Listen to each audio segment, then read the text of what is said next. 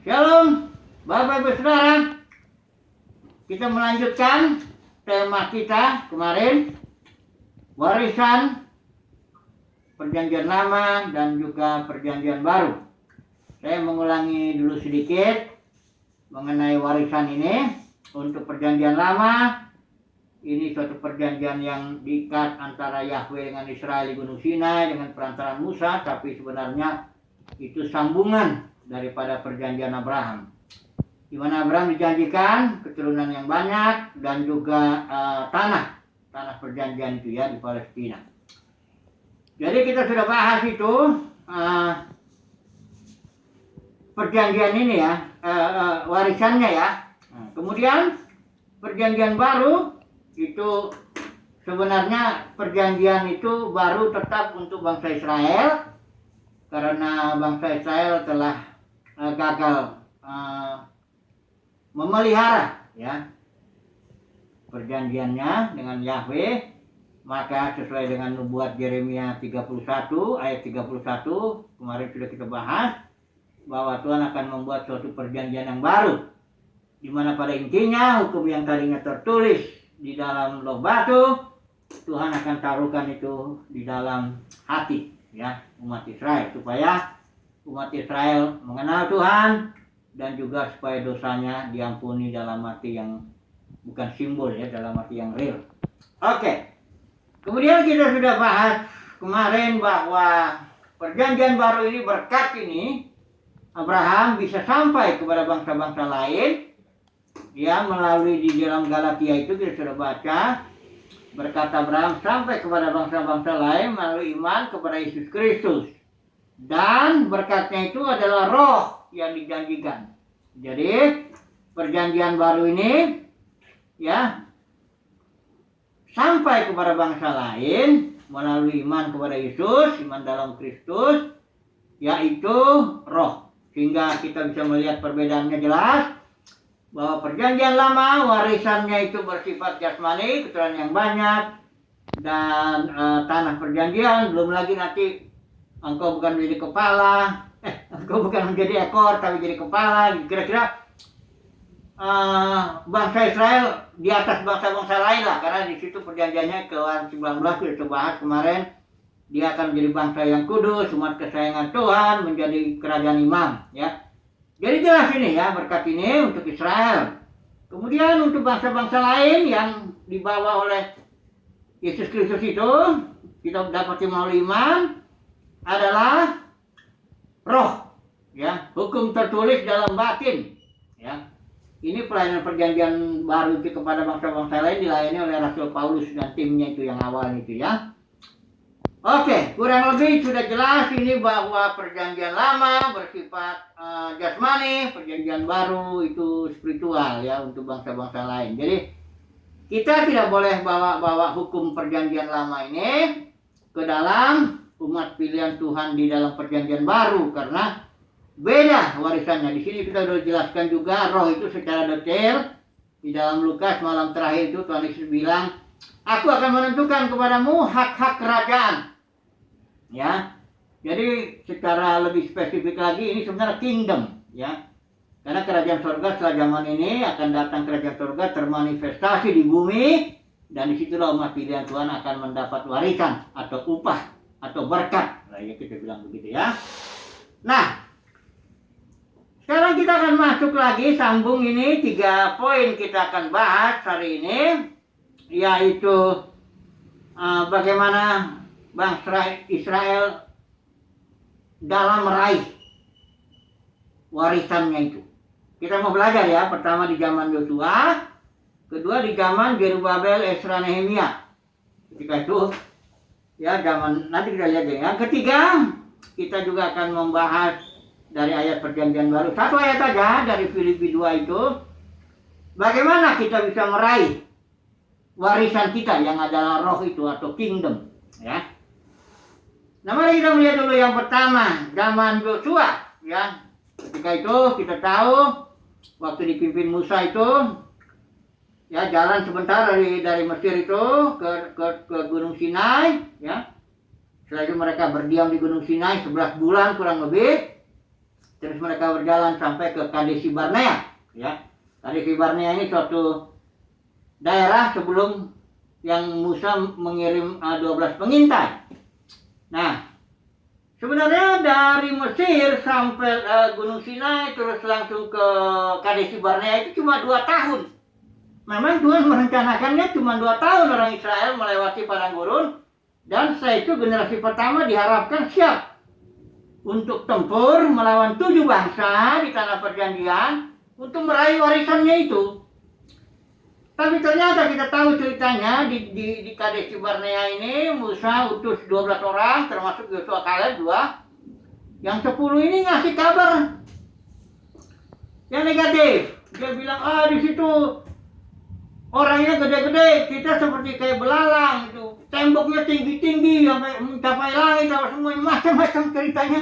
Melemahkan iman, ya, melemahkan semangat daripada pasukan ini. Jumlah itu tentaranya 600.000, ya, siap tempur gitu loh, ya. Yang 10 kasih kabar negatif, tetapi Yosua dengan Kaleb, terutama Kaleb bilang juga, ya, kita bisa. Karena apa? Alasan kan jelas, mereka, Tuhan menyertai kita, mereka sudah ditinggalkan. Ya, jadi di sini Kaleb, ayo kita mengandalkan Tuhan aja, kita bisa. Nah, gitu. Spiritnya Kaleb itu beda dengan yang lainnya itu. Akhirnya kita tahu ceritanya, Tuhan bilang sudah, balik lagi ke padang gurun. Jadi arahnya tadi Kadesi Barnea harus maju ke sana, tanah perjanjian, lewat induk sungai Jordan, tapi suruh mundur balik. Nah, di padang gurun inilah mereka mutar-mutar selama 38 tahun hanya untuk mematikan generasi pertama itu, menghabiskan dulu, karena generasi ini udah terlalu banyak sungut-sungut, ya. Tuhan udah bilang, siapa yang 10 kali lebih bersungut-sungut, udah. Ternyata semuanya itu lebih dari 10 kali, sehingga semuanya mati. Cuma 2 ini, Kaleb dan Yosua dengan keluarganya tentunya, ya, yang boleh masuk dengan generasi kedua, ya. Nah, jadi kita melihat di sini ada satu pelajaran, ya, supaya dalam proses kita meraih warisan kita, satu yang harus kita jaga, jangan sampai kita bersungut-sungut. Namanya juga, ya, ini sebelum Mesir nggak bisa langsung diangkat ke situ, ke tanah perjanjian, harus lewat dulu padang gurun. Jadi proses di padang gurun bahayanya ini orang umat pilihan Tuhan ini sukanya sungut-sungut, ya. Keadaan tidak membaik, ini begini terus, ini kayak nggak ada kemajuan, ini aduh banyak masalah dan hati-hati Bapak Saudara, ya. Kita tetap jaga semangat, sukacita, bersyukur, ya. Oke, ini zaman Yosua, mari kita baca dulu sebentar lah, ya. Sebelum akhirnya ini generasi kedua sekarang, ya. Generasi pertamanya udah gagal itu, ya, karena bersungut-sungut. Coba kita lihat pelajaran, kita lihat dari generasi, kita nggak ambil semua, ya, kita hanya ya poin-poin yang kita rasa perlu aja dulu lah untuk menguatkan kita dalam kita juga meraih warisan kita, ya. Ini Yosua pasal 1, ya. Saudara, kita nggak akan baca ini, tapi di sini ada poin-poin yang sangat penting. Tuhan bilang, ya, 3 kali Tuhan bilang, kuatkan dan teguhkanlah hatimu kepada Yosua ini, ya. Dia sini, hambaku Musa sudah mati, sekarang kau yang pimpin ini masuk meraih warisan. 3 kali Tuhan bilang di sini, kuatkan dan teguhkanlah hatimu, ya. Mengapa demikian? Supaya menguatkan, meneguhkan hati. Karena begini, 7 bangsa ini udah jauh lebih maju secara kebudayaan, secara ilmu perang, ya, senjata-senjata, bahkan mereka punya tembok-tembok, ya. Sementara orang Israel yang namanya baru diperbudak 400 tahun lebih, suruh keluar dari Mesir, ya tentu nggak punya pengalaman macam-macam, ya. Mereka jauh secara kebudayaan majunya, ya lebih maju 7 bangsa ini, ya. Sementara mereka harus perang, dalam artinya nggak belajar perang, ya pokoknya. Makanya Yosua bilang, kuatkan dan teguhkanlah hatimu. Nah, berikut, renungkanlah firman Tuhan itu siang dan malam, ya. supaya mendengar suara Tuhan. Karena memang lucu juga kadang-kadang meraihnya itu misalnya Jericho. Itu temboknya nggak mungkin lah di ini. Hanya dikelilingin aja terus mereka teriak terus temboknya rubuh. Jadi strategi perangnya Yosua itu adalah mendengar suara Tuhan, itu aja. Ya. Kali waktu ada bangsa lain itu Yosua nggak bertanya sama Tuhan, akhirnya jadi ada kasus itu ya. Nah, kita nggak bahas itu. Pokoknya pertama, kuatkan dan teguhkan hatimu. Kedua, strateginya dengar suara Tuhan. Itu aja. Ya. Karena aneh-aneh nanti strateginya itu untuk meraih tanah perjanjian itu. Ya, ini Yosua. Kita tahu dibawalah itunya kemah ya, kemah suci ya. Masuklah ke suku Efraim. Disitulah yang namanya Silo. Ada kota yang namanya Silo. Disitulah tabut perjanjian itu diletakkan, ya. Dan zaman Yosua ini bolehlah dibilang ini zaman yang ya di mana Israel ini sungguh cukup baik lah, karena dibilang di sini dari segala yang baik yang Tuhan janjikan kepada kaum Israel tidak ada yang tidak dipenuhi, artinya semuanya terpenuhi, ya. Sudah aman lah di zaman Yosua ini, ya. Setelah itu selesailah angkatan Yosua. Ya, Eliezer, Kaleb, apa semuanya mati, tua-tua. Bangkit satu angkatan yang lain. Nah ini dia. Angkatan ini sudah nggak dilatih perang. Buat tinggal enak aja. Akhirnya malah kawin mengawin dengan bangsa lain. Nyembah-nyembah berhala. Nah ini dia. Ya, akhirnya kita tahu Silo itu, tabut itu. Yang di Silo itu. Akhirnya itu terakhir kasus waktu Nabi Samuel itu Imam Eli yang terakhir itu di situ, ya. Imam Eli punya anak Hofni Pinehas, ini brengsek semua ini, kita tahu ceritanya itu di Hakim-Hakim itu. Eli Samuel ya. Jadi tabut itu setelah itu tabut kasusnya dicuri sama orang Filistin, nggak balik-balik lagi ke situ, tidak pernah balik lagi ke Silo. Dan Tuhan memilih suku yang lain, Yehuda, Daud, dan menaruh tabutnya itu di kota Daud, Sion ya, di Yerusalem yang dipilih akhirnya Tuhan. Nah ini Bapak Saudara. Jadi ya hati-hati juga ya, artinya kita harus serius. Kalau dipilih Tuhan ya serius. Karena bisa jadi kalau Tuhan itu ternyata generasi pertama gagal, diganti generasi kedua. Di Silo tabutnya nggak dipelihara dengan baik oleh suku Efraim ya, oleh keturunan Imam Eli, ganti suku Yehuda. Jadi ini yang membuat kita harus belajar lah ya, menghargai pilihan Tuhan, menghargai kasih karunia Tuhan, ya, supaya kita ini tetaplah ya terpelihara. Jadi ini kasus yang di zaman Yosua inilah yang kita akan bahas sampai di sini aja dulu ya. Banyak pelajarannya bagaimana caranya meraih warisan. Tapi yang jelas kesimpulannya dulu untuk yang poin pertama ini, bahwa selama kemah suci berjalan dengan baik, selama fellowship, karena sudah tahu perjanjian lama itu udah baik maupun perjanjian baru punya dua aspek. Pertama aspek relationship, yaitu orang Israel pasal 19 dibilangkan kamu akan menjadi bangsa umat kesayanganku, kamu akan menjadi bangsa yang kudus, kamu akan menjadi kerajaan imam. Ini bicara relationship.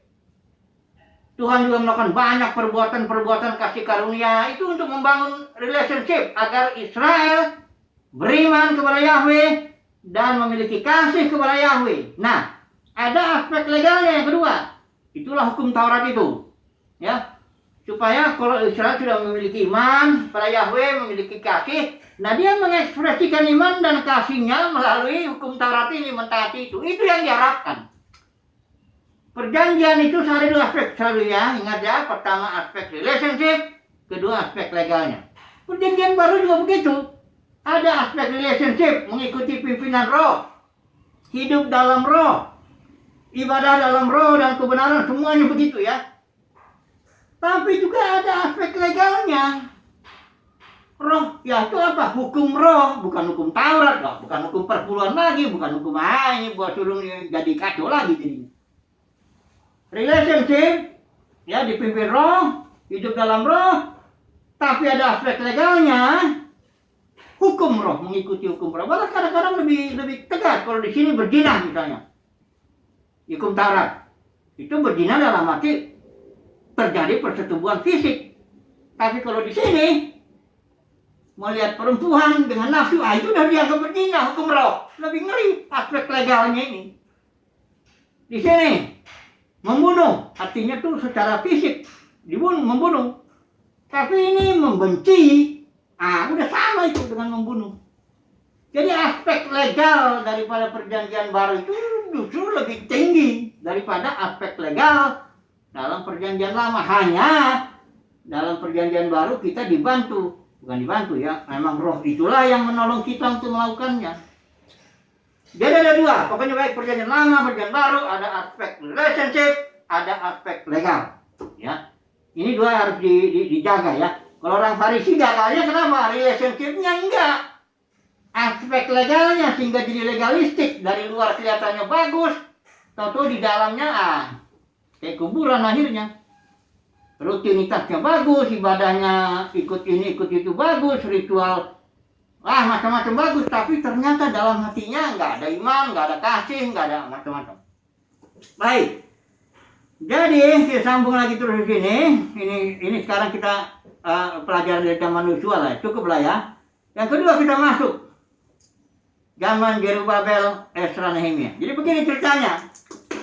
Setelah Israel itu masuk tanah perjanjian, dipimpin Yosua, matilah zaman semua generasi Yosua. Timbul generasi lain, terus mereka melakukan dosa demi dosa semua ya. Dua dosanya yang paling parah itu. Pertama, penyembahan berhala, karena dia dengan gabung kawin mengawin begitu. Kedua, minta raja, itu di zaman Samuel itu. Akhirnya Tuhan pilih Saul, karena Saul gagal. Terus makin lama Israel nggak tambah bagus. Memang ada, tapi dua raja-raja yang bagus ya. Tapi kebanyakan nggak benar. Akhirnya Israel terpecah lah di zaman setelah mau punya anak itu. Zaman itu Rehabeam sama Jerobeam pecah. Ini kerajaan Israel 10 suku, ini kerajaan Yehuda 2 suku. Ini akhirnya terus penyembahan berhala dibuang Tuhan. Ini ke Asyur, enggak balik-balik. 10 suku katanya hilang. Yang 2 suku ini bersuku Benyamin dan suku Yehuda, ini dibuangnya ke Babel. Ya. Selama 70 tahun dibuang ke Babel. Itu tahun dibuang ke Babelnya itu 536 ya, di sini nih ada dibuang ke Babel tahun 500 kembali ya, setelah dibuang 70 tahun dia kembali, itu dia 536 sebelum Masehi. Mulailah pemulihan ini kembali, 3 orang pemimpin dipakai Tuhan. Pertama Zerubabel untuk bangun bait suci. Kedua Ezra, dia seorang ahli kitab untuk mengajari orang Israel cinta Taurat ya. Ada terjadi kebangunan rohani juga. Orang Israel jadi sangat-sangat cinta Tuhan, cinta Taurat lah ya, kalau lebih tepatnya ya. Karena sejak pembuangan dan kembali lagi ke sini, orang Israel tidak pernah nyembah berhala lagi. Tidak pernah nyembah berhala lagi. Ya, mereka jadi cinta Taurat Tuhan. Ini zaman Ezra ya. Kemudian Nehemia membuat tembok, bangun tembok, kita tahu itu. Ya, inti daripada pelajaran ini adalah kembali sebelum Israel bisa meraih warisan, orang Israel kembali harus berhubungan dengan Tuhan dengan benar, ya. Memiliki hati, relationship ini selalu. Dan yang pertama itu pun kegagalannya karena relationshipnya enggak. Yang bagian kedua ini di zaman Zerubabel, Ezra, Nehemia itu juga Tuhan ingin memulai pemulihan itu dari Yerusalem ini, tempat di mana kota yang Tuhan pilih supaya Israel menyembah di sana. Jadi selalu pemulihan itu mulai dari relationship. Mengambil warisan harus mulai dari relationship dulu. Ya. Dari zaman perjanjian lama pun relationship nomor satunya. Bukan melakukan ini itu legalistik, jadinya enggak. Apalagi dalam perjanjian baru. Ibadah dalam perjanjian baru itu soal relationship. Bukan soal ikutin aturan organisasi, kredo, ritual, liturgi, macam-macam. Enggak itu.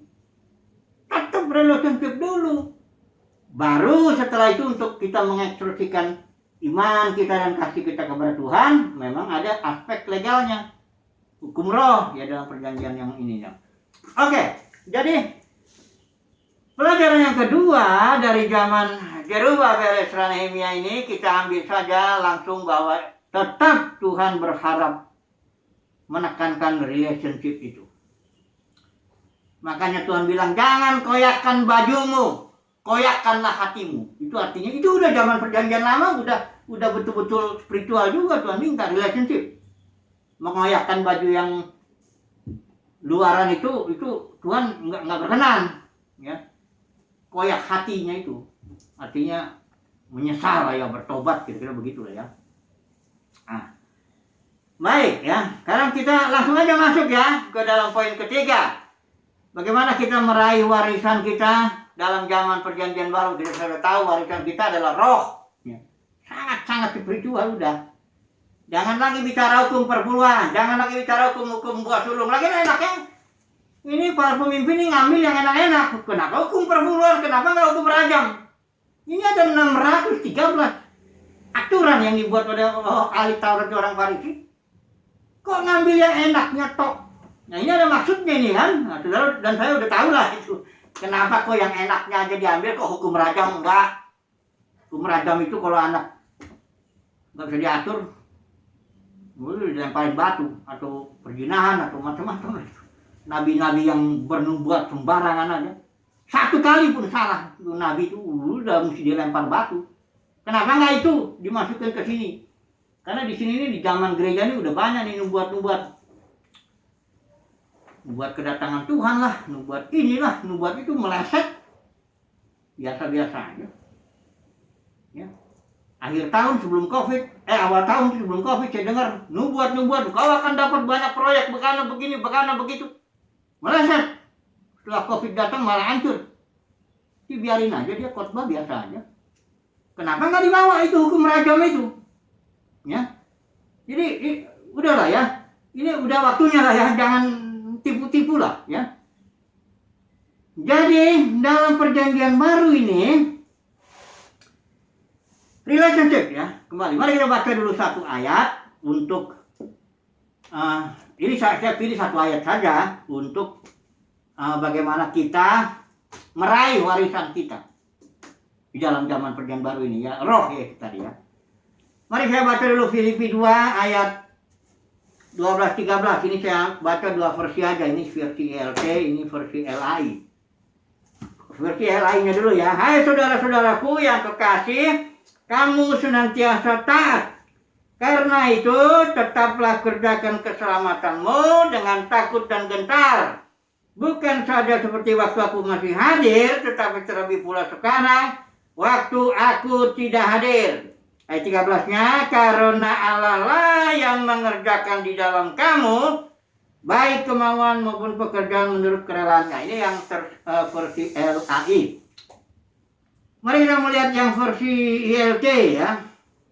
Filipi 2 ayat 12. Maka dari itu, hai kekasihku, sebagaimana kamu telah senantiasa taat, bukan hanya seperti dalam kehadiranku, tetapi sekarang lebih jauh lagi dalam ketidakhadiranku.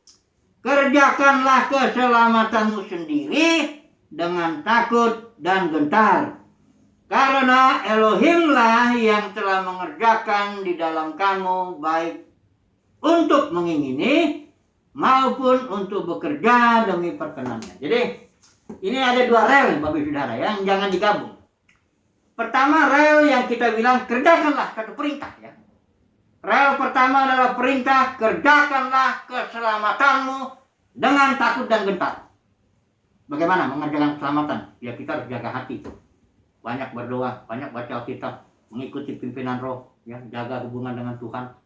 Ya. Pokoknya jangan sampai pesta pora gitu, sibuk gitu, fokus akhirnya jadi cinta dunia ini. Ya, itu harus jaga. Kerjakan keselamatan. Itu perintah. Ya. Siapa yang mengerjakannya? Ya kita. Perintahnya untuk kita kok. Ini ya, jangan bilang nanti Tuhan suruh kerjain, Tuhan suruh berdoa, Tuhan suruh baca kitab. Aneh. Ini perintah untuk kita, untuk saudara dan saya. Kalau mau mendapat warisan, kerjakan. Kerjakanlah, itu perintah.